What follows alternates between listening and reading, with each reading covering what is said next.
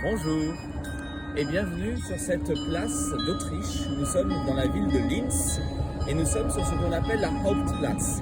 Vous pouvez entendre derrière moi le bruit du carillon qui égaye nos journées.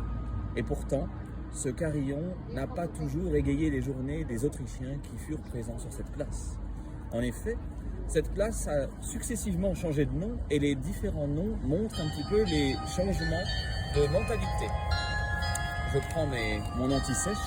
Cette place s'est appelée la Grosser Platz, puisque c'est une des plus grandes places, la plus grande place d'Autriche déjà, et l'une des plus grandes places d'Europe.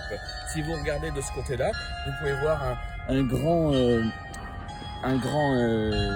colonne en fait qui a été érigée là pour la fin de la peste. On peut voir aussi ici qu'il y a des rails de tramway, etc.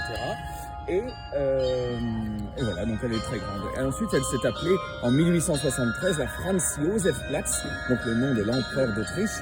Donc là, ici, c'était plus pour montrer le nom de l'empereur et la fierté d'appartenir à un empire puissant. Elle s'est appelée la place du 12 novembre lors de la proclamation de la République. Donc à nouveau, cette fois-ci, la fierté peut-être d'être dans une république qu'on appelait pourtant République croupion en quelque sorte, puisqu'il ne restait plus grand-chose après la fin de la Première Guerre mondiale. Elle s'est appelée à la suite de l'Anschluss la Adolf Hitler Platz. Et si vous regardez ici ce balcon, c'est le balcon sur lequel Adolf Hitler a effectué son premier discours lors de l'annexion de l'Autriche. Il est passé par Linz, qui était, m'a-t-on dit, sa ville préférée. Elle a été naturellement débaptisée pour redevenir la Hauptplatz, la place principale, comme ça a été son nom dans le passé. Et depuis le 26 octobre 2024, cette Hauptplatz est devenue piétonne, effectivement.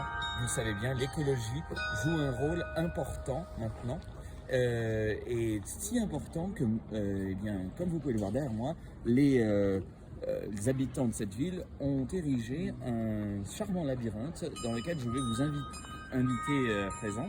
Un labyrinthe composé de sapins de Noël qui ne sont maintenant plus utilisés.